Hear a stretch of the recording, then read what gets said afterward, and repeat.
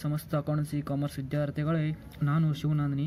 ನನ್ನ ಒಂದು modern accountancy ಕ್ಲಾಸಿಗೆ ನಿಮಗೆಲ್ಲ ಸ್ವಾಗತವನ್ನು ಕೋರ್ತಾ, ಇವತ್ತಿನ ಒಂದು ಕ್ಲಾಸು ನಿಮ್ಮ ಒಂದು ಬ್ಲೂ ಪ್ರಿಂಟು ಯಾವುದಪ್ಪ ಅಂದರೆ ಬ್ಲೂ ಪ್ರಿಂಟು ಅಕೌಂಟೆನ್ಸಿಯಲ್ಲಿ ನಿಮಗೆ ಬರುವಂಥ ಚಾಪ್ಟ್ರಲ್ಲಿ ಬರುವಂಥ ಟೋಟಲಾಗಿ ಎಷ್ಟು ಮಾರ್ಕ್ಸ್ ಬರ್ತವೆ, ಆಮೇಲೆ ಎಷ್ಟು ಥಿಯರಿ ಪ್ರಾಕ್ಟೀಸ್ ಮಾಡಬೇಕು, ಎಷ್ಟು ಪ್ರಾಕ್ಟಿಕಲನ್ನು ಪ್ರಾಕ್ಟೀಸ್ ಮಾಡಬೇಕು ಅಂತ ಇವತ್ತು ಹೇಳ್ಕೊಡ್ತೀನಿ. ನಿಮ್ಮ ಟೋಟಲಾಗಿ ನಿಮ್ಮ ಬ್ಲೂ ಪ್ರಿಂಟ್ನ ಇವತ್ತು ಹೇಳ್ಕೊಡ್ತೀನಿ.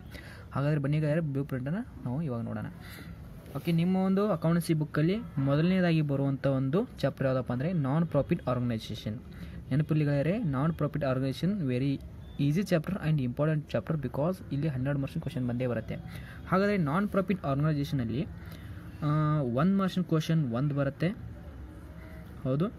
ಆಮೇಲೆ ಸೆಕ್ಷನ್ ಬಿ ಅಥವಾ 2 ಮಾರ್ಕ್ಸ್ ಕ್ವಶನಲ್ಲಿ 1 ಬರುತ್ತೆ. ಆಮೇಲೆ 6 ಮಾರ್ಕ್ಸ್ ಕ್ವಶನಲ್ಲಿ ಬರೋದಿಲ್ಲ, ಡ್ಯಾಶ್ 12 ಮಾರ್ಕ್ಸ್ ಕ್ವಶನ್ 1. ಹಾಗಾದರೆ ಟೋಟಲ್ ಎಷ್ಟು ಮಾರ್ಕ್ಸ್ ಆಗುತ್ತೆ ನೋಡಿ ಇಲ್ಲಿ. ಟೋಟಲ್ 1 + 2 + 1 3, 3 + 12 15 ಬರುತ್ತೆ. ಟೋಟಲಾಗಿ 15 ಮಾರ್ಕ್ಸ್ ಈ ಒಂದು ಚಾಪ್ಟ್ರಲ್ಲಿ ಕವರ್ ಆಗುತ್ತೆ. ಹಾಗಾದರೆ ನೀವು ಮಾಡಬೇಕಾಗಿದ್ದ ಇನ್ಫಾರ್ಮೇಷನ್ ಏನಪ್ಪ ಅಂದರೆ 12 ಮಾರ್ಕ್ಸ್ 1 ಬಿಡಿಸ್ಬೇಕು, 2 marks question 1 marks question, total 15 marks question. 100 ಮಾರ್ಕ್ಸಲ್ಲಿ 15 marks ಈ ಚಾಪ್ಟರ್ ಕವರ್ ಆಗುತ್ತೆ. ಹಾಗಾದರೆ ಸೆಕೆಂಡ್ ಚಾಪ್ಟರ್ ಯಾವುದಪ್ಪ ಅಂದರೆ ಅಕೌಂಟಿಂಗ್ ಫಾರ್ ಬೇಸಿಕ್ ಕಾನ್ಸೆಪ್ಟ್. ಇಲ್ಲಿ ಬೇಸಿಕ್ ಅಂತ ಬರುತ್ತೆ, ಜಸ್ಟ್ ಬೇಸಿಕ್ ಅಷ್ಟೇ ಬರುತ್ತೆ.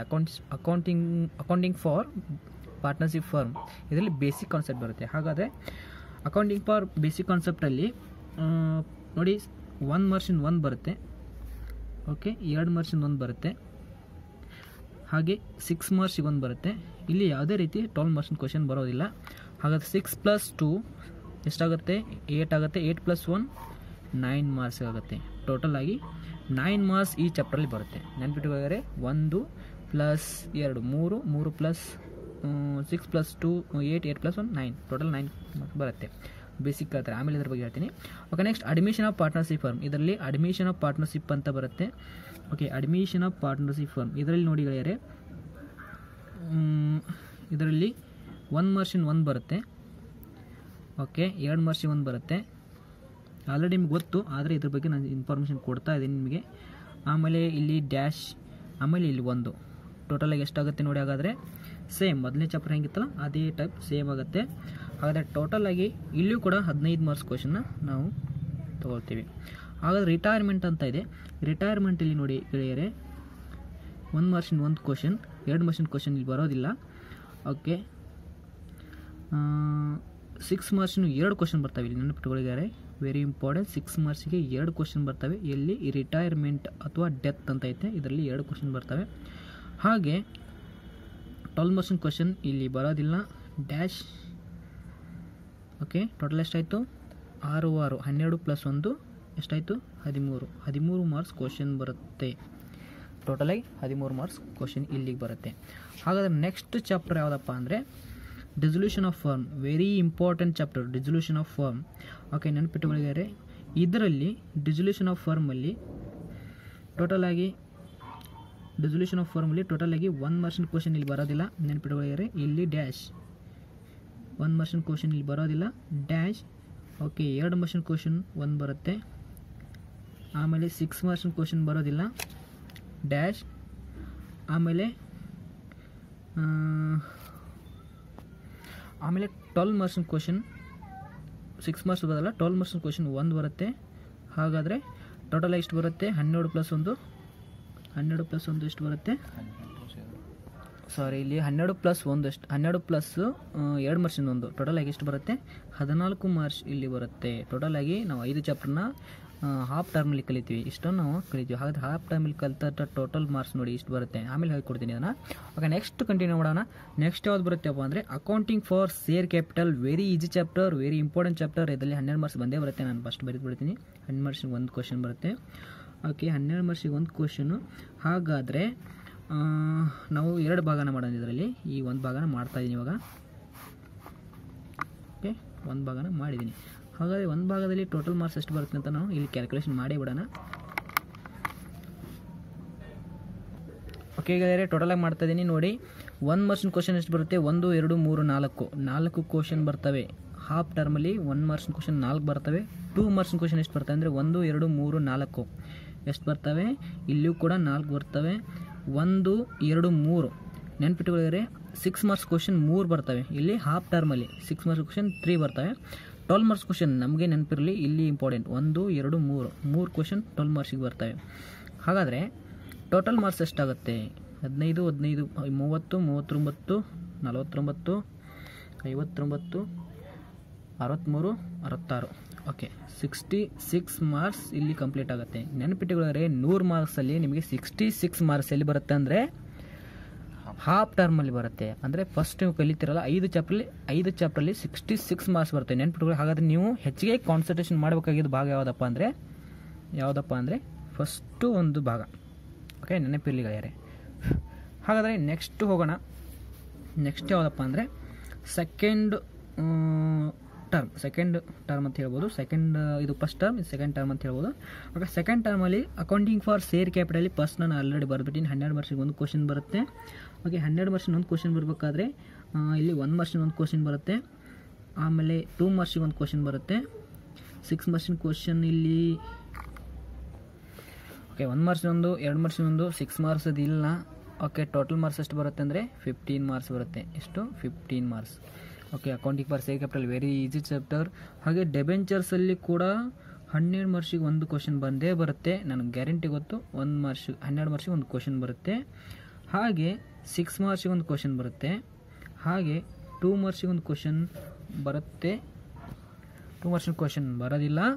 ಓಕೆ, ನೆಕ್ಸ್ಟ್ ಬರೋದು 1 ಮಾರ್ಕ್ಸಿನ ಕ್ವಶನ್ ಬರುತ್ತೆ. ಹಾಗಾದರೆ ಟೋಟಲ್ ಎಷ್ಟಾಯಿತು? 12 + 6 18, 18 + 1 19. ನೋಡಿ, ಈ ಒಂದು ಚಾಪ್ಟ್ರಲ್ಲಿ 19 ಮಾರ್ಕ್ಸ್ ಇದೆ, ನೆನಪಿಟ್ಟುಕೊಳ್ಳಿದ್ದಾರೆ. Okay, next financial statement. Okay, financial ಸ್ಟೇಟ್ಮೆಂಟಲ್ಲಿ 1 ಮಾರ್ಕ್ಸಿಂದು 1 ಬರುತ್ತೆ. ಓಕೆ, 2 ಮಾರ್ಕ್ಸಿಗೆ 1 ಬರುತ್ತೆ, 6 ಮಾರ್ಕ್ಸಿಗೆ 1 ಬರುತ್ತೆ.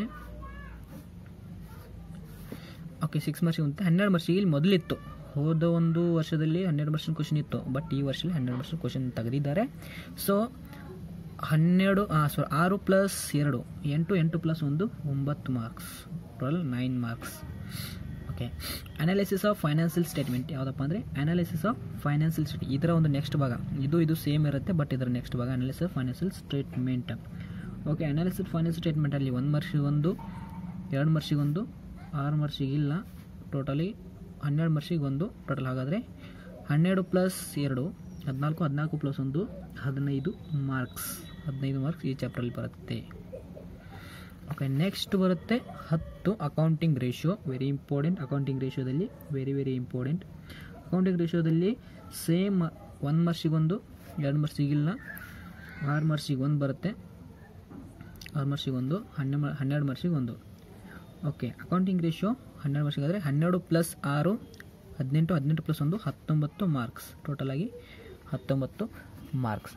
Next cash flow statement. 6 ಮಾರ್ಕ್ಸಿಗೆ 1 ಬಂದೇ ಬರುತ್ತೆ. ಯಾವುದಪ್ಪ ಅಂದರೆ 6 ಮಾರ್ಕ್ಸಿಗೆ 1 ಬಂದೇ ಬರುತ್ತೆ. ಓಕೆ, ಹಾಗಾದರೆ ಕ್ಯಾಶ್ ಫ್ಲೋ ಸ್ಟೇಟ್ಮೆಂಟಲ್ಲಿ 1 ಮಾರ್ಕ್ಸಿಗೆ 1, 2 ಮಾರ್ಕ್ಸಿಗೆ 1, 6 ಮಾರ್ಕ್ಸಿಗೆ 1.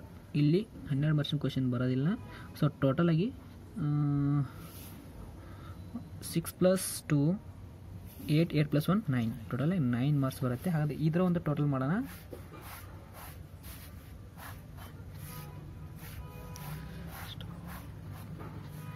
ಓಕೆ, ನೋಡಿ ಗೆಳೆಯರೆ, 1 2 3 4 5 6 ಮಾರ್ಕ್ಸು. ಓಕೆ, ಸಾರಿ 6 question, 1 2 3 4 question. Okay, 1 2 3 4. Okay, 4 question, ಸಾರಿ 1 2 3 4. Okay, 4 question. ಓಕೆ, 1 2 3 4. ಇಲ್ಲಿಯೂ ಕೂಡ 4 ಕ್ವಶನು. ಎಷ್ಟಪ್ಪ ಅಂದರೆ 4 ಕ್ವಶನು. ಓಕೆ, ಟೋಟಲ್ ಮಾರ್ಕ್ಸ್ ಎಷ್ಟು ಬರುತ್ತೆ? ಟೋಟಲ್ 86 ಮಾರ್ಕ್ಸ್ ಇದೆ. ಟೋಟಲ್ ಈ ಸೆಕೆಂಡ್ ಚಾಪ್ಟ್ರಲ್ಲಿ ಎಷ್ಟಪ್ಪ ಅಂದರೆ 86 ಮಾರ್ಕ್ಸ್ ಕ್ವಶನ್ ಇದೆ. ಓಕೆ, ಇಲ್ಲಿ ಎಷ್ಟಿದೆ? 66. ಓಕೆ, ನೀವು ಇಲ್ಲಿ ಕನ್ಫ್ಯೂಸ್ ಆಗ್ಬೋದು, ಸರ್ ಇಲ್ಲಿ 86 ಇಲ್ಲಿ 66 ಹೇಗೆ ಆಗುತ್ತೆ ಅಂತ ನೀವು ಕೇಳ್ಬೋದು. ಬಟ್ ಇಲ್ಲಿ ಕನ್ಫ್ಯೂಸ್ ಮಾಡ್ಕೊತ ಏನೂ ವಿಷಯ ಇಲ್ಲ, ನಾನು ಸಿಂಪಲಾಗಿ ನಿಮಗೆ ಹೇಳಿಕೊಡ್ತೀನಿ. ಓಕೆ ಗೆಳೆಯರೆ, ಇಲ್ಲಿ ನೋಡಿ, ಟೋಟಲಾಗಿ 1 ಮಾರ್ಕ್ಸಿನ ಕ್ವಶನ್ ಎಷ್ಟಿದೆ? 4. ಓಕೆ, ಇಲ್ಲಿ 4 ಇದೆ ನೋಡಿ, ಇಲ್ಲಿ 4 ಇದೆ, ಇಲ್ಲಿ ಎಷ್ಟಿದೆ? ಇಲ್ಲಿ 6 ಇದೆ. ಟೋಟಲಾಗಿ ಎಷ್ಟು ಬಂತು? ಹಾಗಾದರೆ 10 ಕ್ವಶನ್. ಓಕೆ, ಇಲ್ಲಿ ಎಷ್ಟಿದೆ? ಇಲ್ಲಿಯೂ ಕೂಡ ಇಲ್ಲಿ 4 ಇದೆ, ಇಲ್ಲಿಯೂ 4 ಇದೆ. ಹಾಗಾದರೆ ಟೋಟಲ್ ಕ್ವಶನ್ ಎಷ್ಟಾಯಿತು? ಇಲ್ಲಿಯೂ ಕೂಡ ಎಷ್ಟಾಯಿತು? 10 ಕ್ವಶನ್ಸ್. ಇಲ್ಲಿ 3 ಇದೆ, ಇಲ್ಲಿ 4 ಇದೆ. ಟೋಟಲ್ ಕ್ವಶನ್ ಎಷ್ಟಾಯಿತು? 7. ಇಲ್ಲಿ 3 ಇಲ್ಲಿ 4. ಟೋಟಲ್ ಕ್ವಶನ್ ಎಷ್ಟಾಯಿತು? 7. ಓಕೆ, ಹಾಗಾದರೆ ಇಲ್ಲಿ 66, ಇಲ್ಲಿ 86. ಟೋಟಲ್ ಮಾರ್ಕ್ಸ್ ಎಷ್ಟಾಯಿತು? 152. ಓಕೆ, ಸರ್ ಇದು 8 ಮಾರ್ಕ್ಸು, 10 ಬರೆದಿದ್ದೀನಿ. 8 ಕ್ವಶನ್ ಬರ್ತಾವೆ ಇಲ್ಲಿ. ಓಕೆ, 8 ಕ್ವಶನ್ಸ್ ನೋಡಿ ವಿದ್ಯಾರ್ಥಿಗಳೇ. ಇಲ್ಲಿ ನಿಮಗೆ ಎಕ್ಸಾಮಲ್ಲಿ ಟೋಟಲ್ ಆಗಿ 10 ಕ್ವಶನ್ ಕೇಳ್ತಾರೆ. 1 ಮಾರ್ಕ್ಸಿಗೆ 10 ಕ್ವಶನ್ ಕೇಳ್ತಾರೆ. ನೀವು ಎಷ್ಟು ಬಿಡಿಸ್ತೀರಾ? 8 ಕ್ವಶನ್ನ ಬಿಡಿಸ್ತೀರಾ. ಓಕೆ, ಇದರಲ್ಲಿ ಯಾವುದೂ ಕೂಡ ಆಗಿರ್ಬೋದು. 10 ಕ್ವಶನ್ ಕೇಳ್ತಾರೆ, 8 ಮಾರ್ಕ್ಸಿಗೆ ಬಿಡಿಸ್ತಾರೆ. ಹಾಗಾದರೆ ಟೋಟಲ್ ಮಾರ್ಕ್ಸ್ ಎಷ್ಟಾಯ್ತು ನಿಮಗೆ? 8 ಮಾರ್ಕ್ಸ್. ಓಕೆ, ಸೆಕ್ಷನ್ ಬಿ ಯಲ್ಲಿ ಟೋಟಲ್ ಆಗಿ ಅವರು 8 ಕ್ವಶನ್ನ ಕೇಳ್ತಾರೆ. ಎಷ್ಟು? 8 ಕ್ವಶನ್ ಕೇಳಿದ್ಮೇಲೆ ನೀವು ಎಷ್ಟು ಬಿಡಿಸ್ತೀರಾ? ಇಲ್ಲಿ 8 ಕ್ವಶನ್ ಕೇಳ್ತಾರೆ. ಇಲ್ಲಿ ನೀವು ಸೆಕ್ಷನ್ ಬಿ ಯಲ್ಲಿ 5 ಕ್ವಶನ್ನ ಬಿಡಿಸ್ಬೇಕು. ಹಾಗಾದರೆ 5 × 2 ಟೋಟಲ್ ಎಷ್ಟಾಯಿತು? ನಾನು ಆಮೇಲೆ ಹೇಳ್ತೀನಿ ಅದನ್ನು. ಓಕೆ, ನೆಕ್ಸ್ಟು ಸೆಕ್ಷನ್ ಸಿ ಯಲ್ಲಿ 6 ಮಾರ್ಕ್ಸಿಗೆ ಕ್ವಶನ್ ಕೇಳ್ತಾರೆ, 7. ಓಕೆ, ನೀವೆಷ್ಟು ಬಿಡಿಸ್ತೀರಾ? ಇದರಲ್ಲಿ 4 ಬಿಡಿಸ್ತೀರಾ. ಓಕೆ, ಹಾಗೆ ಸೆಕ್ಷನ್ ಡಿ ಯಲ್ಲಿ ಕೂಡ 12 ಮಾರ್ಕ್ಸಿನ ಕ್ವಶನ್ನ ಎಷ್ಟು ಕೇಳ್ತಾರೆ? ಟೋಟಲ್ 7 ಕೇಳ್ತಾರೆ. ನೀವೆಷ್ಟು ಬಿಡಿಸ್ತೀರಾ? 4 ಬಿಡಿಸ್ತೀರಾ. ಓಕೆ, ಹಾಗಾಗಿ ಇದರ ಒಂದು ಆನ್ಸರ್ನ ನಿಮಗೆ ಹೇಳ್ಕೊಡ್ತೀನಿ. ನೆಕ್ಸ್ಟ್ ನೋಡಿ. ಓಕೆ, 1 ಮಾರ್ಕ್ಸಿಗೆ 8 ಅಂದರೆ ನೀವು ಎಷ್ಟು 8 ಅಂದರೆ 8. ಓಕೆ, 5 × 2 ಅಂದರೆ ಎಷ್ಟಾಗುತ್ತೆ? 10 ಆಗುತ್ತೆ. ಓಕೆ, 4 × 6 ಅಂದರೆ ಎಷ್ಟಾಗುತ್ತೆ? 6 4. ಓಕೆ, 6 4 ಎಷ್ಟು? 24. ಓಕೆ, ಇಲ್ಲಿ 12 ಮಾರ್ಕ್ಸಿಗೆ 4 ಕೊಡ್ತಾರೆ. ಹಾಗಾದರೆ ಎಷ್ಟಾಯಿತು? 12 4 48. ಎಷ್ಟು? 48. ಹಾಗಾದರೆ ಟೋಟಲ್ ಮಾಡಿ ಎಷ್ಟು ಬರುತ್ತೆ ನೋಡಿ ಗೆಳೆಯರೆ? 48 + 24. ಓಕೆ, 48 + 24. 40 + 20 60. 68. 68 + 4 72. 72 + 10 82. 82 + 8 ಟೋಟಲ್ ಆಗಿ ಎಷ್ಟು ಬರುತ್ತೆ? 90 ಮಾರ್ಕ್ಸ್ ಇಲ್ಲಿ ಬರುತ್ತೆ. ಟೋಟಲ್ ಆಗಿ ಎಷ್ಟು ಬಂತು? 90 ಮಾರ್ಕ್ಸ್. ಈ ಚಾಪ್ಟ್ರಲ್ಲಿ ನೀವು ಯಾವುದೇ ಕ್ವಶನ್ ಬಿಡಿಸ್ಬೋದು, ಬಟ್ ಎಲ್ಲ ಈ ಚಾಪ್ಟ್ರಲ್ಲಿ ಕೇಳ್ತಾರೆ. ನೀವು ಯಾವಾಗ ಪರ್ಫೆಕ್ಟ್ ಮಾಡಬೇಕಂತ ನಾನು ಹೇಳ್ಕೊಡ್ತೀನಿ ಆಮೇಲೆ. ಓಕೆ, ಟೋಟಲ್ ಆಗಿ 90 ಕ್ವಶನ್ ಬಂತು. ಹಾಗಾದರೆ ಇನ್ನೂ 10 ಮಾರ್ಕ್ಸ್ ಎಲ್ಲಿ ಹೋಯ್ತು ಅಂತ ಕೇಳ್ಬೋದು ನೀವು. ಓಕೆ, 10 ಮಾರ್ಕ್ಸ್ ಏನತ್ತೆ? ಇಮ್ಯಾಜಿನರಿ ಫಿಗರ್ ಬರುತ್ತೆ. ಇಮ್ಯಾಜಿನರಿ ಫಿಗರ್ಸ್ ಅಂತ ಇರುತ್ತೆ, ಅದನ್ನು ಬಿಡಿಸ್ಬೇಕು. ಓಕೆ, ಈ ಇಮ್ಯಾಜಿನರಿ ಫಿಗರ್ಸ್ನ ನೀವು ಬಿಡಿಸ್ಬೇಕಾದ್ರೆ ನಿಮ್ಮ ವೈಯಕ್ತಿಕವಾಗಿ 10 ಮಾರ್ಕ್ಸ್ಗೆ ಇರ್ತಾವೆ. ಆ 10 ಮಾರ್ಕ್ಸ್ ಕೂಡಿಸಿದ್ರೆ ಎಷ್ಟು ಬರುತ್ತೆ? ಟೋಟಲಾಗಿ 100 ಮಾರ್ಕ್ಸ್ ಬರುತ್ತೆ. ಈ 100 ಮಾರ್ಕ್ಸ್ ಕ್ವಶನ್ ಈಸಿಯಾಗಿ ಬಿಡಿಸ್ಬೋದು. ಹಾಗಾದರೆ ಯಾವ ಕ್ವಶನ್ನ ಬಿಡಿಸ್ಬೇಕು, ಯಾವ ಕ್ವಶನ್ನ ಬಿಡಿಸಬಾರ್ದು ನಾನು ಇವಾಗ ಹೇಳ್ಕೊಡ್ತೀನಿ. ನೆಕ್ಸ್ಟ್ ನೋಡಿ, ನಾನ್ ಪ್ರಾಫಿಟ್ ಆರ್ಗನೈಸೇಷನ್ ತಿಳ್ಕೊಂಡವರಿಗೆ ವೆರಿ ಈಸಿ ಇದೆ, ತಿಳ್ಕೊಳ್ದೇ ಇರೋದವರಿಗೆ ಸ್ವಲ್ಪ ಟಫ್ ಆಗುತ್ತೆ. ನಾನ್ ಪ್ರಾಫಿಟ್ ಆರ್ಗನೈಸೇಷನಲ್ಲಿ ಬ್ಯಾಲೆನ್ಸ್ ಶೀಟ್ ಸ್ವಲ್ಪ ಪ್ರಾಬ್ಲಮ್ ಆಗೋದು ನಿಮಗೆ. ಯಾಕಂದರೆ ಅಲ್ಲಿ ಸ್ವಲ್ಪ ಹೋದಷ್ಟದು ರಿಸರ್ವೇಷನ್ ಕೊಡ್ತಾರೆ, ಪ್ರೊವಿಷನ್ಸ್ ಕೊಡ್ತಾರೆ, ಆಮೇಲೆ ಕೆಲವೊಂದು ಎಕ್ಸ್ಪೆನ್ಸಸ್ ಕೊಡ್ತಾರೆ, ಔಟ್ಸ್ಟ್ಯಾಂಡಿಂಗ್ ಎಕ್ಸ್ಪೆನ್ಸ್ ಕೊಡ್ತಾರೆ. ಇವನ್ನೆಲ್ಲ ನಮಗೆ ಆಮೇಲೆ ಇದನ್ನು ಕೊಡ್ತಾರೆ, ಬ್ಯಾಲೆಟ್ಸ್ ಕೊಡ್ತಾರೆ. ಅವೆಲ್ಲ ಸ್ವಲ್ಪ ನಿಮಗೆ ಕನ್ಫ್ಯೂಸ್ ಆಗ್ಬೋದು. ಡೆಟರ್ಸ್ ಮೇಲೆ ಪೇಪರ್ಸ್ ಇದು ಮಾಡಕ್ಕೆ ಕೊಡ್ತಾರೆ, ಅವೆಲ್ಲ ನಿಮಗೆ ಕನ್ಫ್ಯೂಷನ್ ಆಗ್ತವೆ. ಸೊ ಈಸಿ ಇದ್ದವ್ರಿಗೆ ಇದನ್ನು ಬಿಡಿಸ್ಬೋದು. ನೆಕ್ಸ್ಟು ನಾನು ಹೇಳ್ತೀನಿ, ಇದನ್ನು ಬಿಡಿಸ್ರಿ, ನಿಮಗೆ ಬೇಕಂದರೆ ಬಿಡಿಸ್ಬೋದು. ಓಕೆ, ಹಾಗಾದರೆ 12 ಮಾರ್ಕ್ಸಿಗೆ ಇದನ್ನು ಬಿಡಿಸ್ಬೋದು. ಒಂದು ನೆನ್ಪಿಟ್ಟುಗಳಿಗೆ 12 ಮಾರ್ಕ್ಸಿಗೆ ಒಂದು ಬಿಡಿಸಿ. Okay, accounting for basic concept 12 marks ಇಲ್ಲ. ನೆಕ್ಸ್ಟು ಅಡ್ಮಿಷನ್ ಆಫ್ ಪಾರ್ಟ್ನರ್ಶಿಪ್ ಫಾರ್ಮಲ್ಲಿ ರಿವ್ಯಾಲ್ಯೂಷನ್ ಅಕೌಂಟ್ ಬರುತ್ತೆ. ರಿವ್ಯಾಲ್ಯೂಷನ್ ಅಕೌಂಟ್ ಇದರಲ್ಲಿ ಬರ್ಬೋದು ಅಥವಾ ಇದರಲ್ಲಿ ಬರ್ಬೋದು, ರಿಟೈರ್ಮೆಂಟಲ್ಲೂ ಬರ್ಬೋದು. ಬಟ್ ಇಲ್ಲಿ 2 ಮಾರ್ಕ್ಸ್ ಕೊಡಿದರೆ ಬರೋದಿಲ್ಲ. ಅಡ್ಮಿಷನ್ ಪಾರ್ಟ್ನರ್ ಮೇಲೆ ರಿವ್ಯಾಲ್ಯೂಷನ್ ಅಕೌಂಟ್ ಬಂದೇ ಬರುತ್ತೆ. ಸೊ ಇದನ್ನು ಬಿಡಿಸಿ 2. Okay, dissolution of partnership firm 3. Okay, ನಾನು ಹೇಳ್ತಾ ಹೋಗೋದು 1 2 3 ಒಂದೇ ಮಿಡ್ ಟರ್ಮಲ್ಲೇ ನೀವೇನು ಕಂಪ್ಲೀಟ್ ಮಾಡ್ಬೋದು. ಇಲ್ಲಿ 3, ಇಲ್ಲಿ 1 ಬಿಡಿಸಿ ಸಾಕು. Okay, accounting for share capital 4. ಡೆಬೆಂಚರ್ಸ್ ಇದೆ, ಭಾಳ ತಲೆ ಕೆಡಿಸ್ಕೋಬೇಡಿ. ಡೆಬೆಂಚರ್ಸ್ ಮೇಲೆ ಈಸಿಯಾಗಿ ಕ್ವಶನ್ ಬಿದ್ದರೆ ಬಿಡಿಸಿ, ಇಲ್ಲಾಂದರೆ ಬಿಟ್ಬಿಡಿ. Same accounting for share capital, share ಅಂತ ಎಲ್ಲೆಲ್ಲಿ ಬರುತ್ತೆ ಅಲ್ಲಿ ಡೆಬೆಂಚರ್ಸ್ನ ಹಾಕಬೇಕು ಅಷ್ಟೇ. ಓಕೆ, ಇದನ್ನು ಬಂದರೆ ಬಿಡಿಸಿ, ಇಲ್ಲಾಂದರೆ ಬೇಡ. ಯಾಕಂದ್ರೆ ಸ್ವಲ್ಪ ರೆಡಮ್ಷನ್ ಅಂತ ಬರುತ್ತೆ, ಅದಕ್ಕೆ ನಿಮಗೆ ಕನ್ಫ್ಯೂಸ್ ಆಗುತ್ತೆ, ಇದನ್ನು ಬಿಟ್ಬಿಡಿ. ಆದ್ರೂ ನಮಗೆ ಇದು ಈಸಿ, ನಿಮಗೆ ಬೇಕಂದ್ರೆ ಬಿಡಿಸ್ಬೋದು. ಓಕೆ, ಇಲ್ಲಿ ಫೈನಾನ್ಷಿಯಲ್ ಸ್ಟೇಟ್ಮೆಂಟಲ್ಲಿ 12 ಮಾರ್ಕ್ಸಿಗೆ ಬರೋದಿಲ್ಲ. Okay, 12 marks question. ನೆಕ್ಸ್ಟ್ ಆದರೆ ಅನಾಲಿಸಿಸ್ ಆಫ್ ಫೈನಾನ್ಷಿಯಲ್ ಸ್ಟೇಟ್ಮೆಂಟ್. ಇಲ್ಲಿ ಕಾಮನ್ ಸೈಜು ಮತ್ತು ಇನ್ಕಮ್ ಸ್ಟೇಟ್ಮೆಂಟ್ ಬರುತ್ತೆ. ವೆರಿ ಎಲ್ಲದರಲ್ಲಿ ವೆರಿ ಈಸಿ ಚಾಪ್ಟರ್ ಇದು. ಓಕೆ, ನೆಕ್ಸ್ಟು ಅಕೌಂಟಿಂಗ್ ರೇಷಿಯೋ ಬರುತ್ತೆ, ಬೇಡ. ಯಾಕಂದರೆ ರೇಷಿಯೋದಿಂದ ಫಾರ್ಮುಲಾ ತುಂಬ ಬರ್ತವೆ, ಇದನ್ನು ಬಿಟ್ಬಿಡಿ. ಬೇಕಂದ್ರೆ ಬಿಡಿಸ್ಬೋದು. ಓಕೆ, ಇಲ್ಲಿ ಯಾವುದು ಬರೋದಿಲ್ಲ. ಓಕೆ, ನನ್ನ ಪ್ರಿಪ್ರೇಷನ್ ಏನಪ್ಪ ಅಂದರೆ ಒಂದು ಅನಾಲಿಸಿಸ್ ಆಫ್ ಫೈನಾನ್ಷಿಯಲ್ ಸ್ಟೇಟ್ಮೆಂಟ್ 1, ನೆನಪಿಟ್ಕೊಳ್ಳಿ, analysis of financial statement 1. Okay, accounting for share capital 2, dissolution of partnership for 3, admission of partnership 4. ಇವು 4 ಬಿಡಿಸಿ. ಯಾವುದಪ್ಪ ಅಂದರೆ ಒಂದು ಅಡ್ಮಿಷನ್ ಆಫ್ ಪಾರ್ಟ್ನರ್ಶಿಪ್ ಫಾರ್ಮ್ 1 ಇಲ್ಲಿ ರಿವ್ಯಾಲ್ಯೂಯೇಷನ್ ಅಕೌಂಟ್ ಬರುತ್ತೆ. ಯಾವುದಪ್ಪ ಅಂದರೆ ರಿವ್ಯಾಲ್ಯೂಯೇಷನ್, ನೆನ್ಪಿಟ್ಟುಕೊಳ್ಳಿ, ರಿವ್ಯಾಲ್ಯೂಯೇಷನ್ ಅಕೌಂಟ್ 1 ಬರುತ್ತೆ.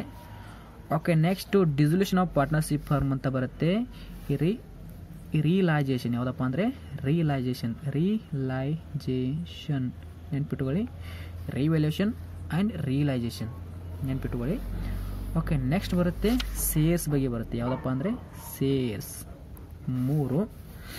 ಓಕೆ, ನಾನು 4ನೇದು ಯಾವುದು ಅನಾಲಿಸಿಸ್ ಆಫ್ ಫೈನಾನ್ಷಿಯಲ್ ಕಾಮನ್ನು ಮತ್ತು ಇನ್ನೊಂದು ಕಾಂಪೇರೇಟಿವ್, ಎರಡಲ್ಲಿ ಒಂದು ಕೇಳ್ತಾರೆ. Very easy. ಇದು ಒಂದು ಟೋಟಲ್ ಆಗಿ 4 ಕ್ವಶನ್ನ ಬಿಡಿಸಿ. ಇದನ್ನು ನಾನು ಹೇಳ್ಕೊಡ್ತೀನಿ, ಯಾಕಂದರೆ ಇವು ಈಸಿ ಚಾಪ್ಟರ್ನ ಬಿಡಿಸಿ ಇವತ್ತನ್ನು ಪರ್ಫೆಕ್ಟ್ ಮಾಡ್ಕೊಳ್ಳಿ. ಆಮೇಲೆ ಇನ್ನೂ ನೆಕ್ಸ್ಟ್ ಉಳಿದಂಥ 12 ವರ್ಷನ ಮಾಡ್ಕೋಬೋದು. 12 ಮಾರ್ಕ್ಸಿಗೆ ಕರೆಕ್ಟಾಗಿ ಪರ್ಫೆಕ್ಟ್ ಮಾಡ್ಕೊಳ್ಳಿ. ಓಕೆ, ನೆಕ್ಸ್ಟ್ 6 ಮಾರ್ಕ್ಸಿನ ಕ್ವಶನ್ ಯಾವುದಪ್ಪ ಅಂದರೆ ಅಕೌಂಟಿಂಗ್ ಫಾರ್ ಬೇಸಿಕ್ ಕಾನ್ಸೆಪ್ಟಲ್ಲಿ 1 ಮಾರ್ಕ್ಸ್ ಬೀಳುತ್ತೆ. ಓಕೆ, ಇದರಲ್ಲಿ 1 ಮಾರ್ಕ್ಸಿನ ಕ್ವಶನ್ ಯಾವ್ದು ಬರುತ್ತೆಪ್ಪ ಅಂದರೆ ಇಲ್ಲಿ ಡ್ರಾಯಿಂಗ್ಸು, ಆಮೇಲೆ ಕ್ಯಾಪಿಟಲು, ಇಂಟ್ರೆಸ್ಟ್ ಆನ್ ಡ್ರಾಯಿಂಗ್ಸು ಎಲ್ಲ ಬರ್ತಾವೆ. ಇದನ್ನು ಬಿಡಿಸಿ. ಓಕೆ, ನೆಕ್ಸ್ಟ್ ಅದು ಬರುತ್ತೆಪ್ಪ ಅಂದರೆ ರಿಟೈರ್ಮೆಂಟು ಅಥವಾ ಡೆತ್ತಲ್ಲಿ ಬರುತ್ತೆ. ರಿಟೈರ್ಮೆಂಟ್ ಆದಾಗ ಯಾವ ಥರ ಬಿಡಿಸ್ಬೇಕು, ಡೆತ್ ಆದಾಗ ಅಥವಾ ಯಾವ ಥರ ಇಲ್ಲಿ ಎಕ್ಸಿಕ್ಯೂಟರ್ ಅಕೌಂಟ್ ಬರುತ್ತೆ. ಇದನ್ನು ಬಿಡಿಸಿ. ಇದನ್ನು ಬಿಡಿಸಿ. ಎಕ್ಸಿಕ್ಯೂಟರ್ ಅಕೌಂಟ್ ಬರುತ್ತೆ, ಎಕ್ಸಿಕ್ಯೂಟರ್. ಓಕೆ, ನೆಕ್ಸ್ಟು ಡಿಬೆಂಚರ್ಸಲ್ಲಿ ಒಂದು ಬರುತ್ತೆ. Very easy. 3, 1, 2, 3 ಡಿಬೆಂಚರ್ಸ್ ಬಿಡಿಸಿ. ಓಕೆ, ಫೈನಾನ್ಷಿಯಲ್ ಸ್ಟೇಟ್ಮೆಂಟ್ ಬೇಡ. ಅಕೌಂಟಿಂಗ್ ರೇಷಿಯೋ ಬಂದರೆ ಬಿಡಿಸಿ, ಇಲ್ಲಾಂದರೆ ಕ್ಯಾಶ್ ಫ್ಲೋ ಬಿಡಿಸಿ. ಅಕೌಂಟಿಂಗ್ ರೇಷಿಯೋ ಅಥವಾ ಕ್ಯಾಶ್ ಫ್ಲೋ ಇಲ್ಲೂ 4 ಆಗುತ್ತೆ. ಇದರಲ್ಲಿ 2 ಒಂದು ಬಿಡಿಸಿ, ಇದರಲ್ಲಿ ಟೋಟಲ್ 4 ಆಗುತ್ತೆ. ಇಷ್ಟು ಬಿಡಿಸಿದ್ರೆ ಏನಾಗುತ್ತೆ ನಿಮಗೆ ವೆರಿ ಈಸಿ ಆಗುತ್ತೆ. ಅಕೌಂಟೆನ್ಸಿ ಪೇಪರ್ ಅಂದರೆ ನಿಮಗೆ ವೆರಿ ಈಸಿಯಾಗಿ ಹೋಗುತ್ತೆ. ಯಾಕಂದರೆ ಇಷ್ಟೇ ನಾನು ಸಿಂಪಲಾಗಿ ಹೇಳ್ಕೊಟ್ಟಿದ್ದಲ್ಲ, ಈ ಥರ ಒಂದು ರೂಲ್ಸ್ನ ಫಾಲೋ ಮಾಡಿದರೆ ಆರಾಮಾಗಿ ಬಿಡಿಸ್ಬೋದು. ನೆನ್ಪಿಟ್ಟುಕೊಳ್ಳಿದರೆ ಅಕೌಂಟ್ಸಲ್ಲಿ 100ಗಿಂತ 100 ಮಾಡೋದು ವೆರಿ ಈಸಿ. ಯಾಕಂದರೆ ನೀವು 1 ಮಾರ್ಕ್ಸಿನ ಕ್ವಶನ್ ಮತ್ತು 2 ಮಾರ್ಕ್ಸಿನ ಕ್ವಶನ್ ಪರ್ಫೆಕ್ಟ್ ಮಾಡಿದರೆ ಆಟೋಮೆಟಿಕ್ಕಾಗಿ ನೀವು 100 ಮಾರ್ಕ್ಸಿಗೆ ಬಿಡಿಸ್ಬೋದು. ನೆನ್ಪಿಟ್ಕೊಳ್ಳಿ, ಟಾರ್ಗೆಟ್ ಎಷ್ಟು ಬರೋದು ನಿಮಗೆ ನೆನಪಿಲ್ಲದೆ, ಟಾರ್ಗೆಟ್ ಎಷ್ಟು 100 ಮಾರ್ಕ್ಸ್. ಓಕೆ, ಇಷ್ಟು ಹೇಳುತ್ತಾ ಈ ಒಂದು ಚಾಪ್ಟರ್ನ ಈ ಒಂದು ಚಾಪ್ಟರ್ ಅಲ್ಲ, ಈ ಒಂದು ಮಾಡಲ್ ಕ್ವಶನ್ ಪೇಪರ್ ಅಲ್ಲ, ಈ ಒಂದು ಬ್ಲೂ ಪ್ರಿಂಟ್ನ ಇಲ್ಲಿಗೆ ಕ್ಲೋಸ್ ಮಾಡ್ತಾ ಇದ್ದೀನಿ. ಧನ್ಯವಾದಗಳು, ಶುಭ ದಿನ. ಸಬ್ಸ್ಕ್ರೈಬ್ ಮಾಡಿ ಹಾಗೆ ಚಾನೆಲ್ನ ಅಂತ ಹೇಳುತ್ತಾ ಥ್ಯಾಂಕ್ ಯು.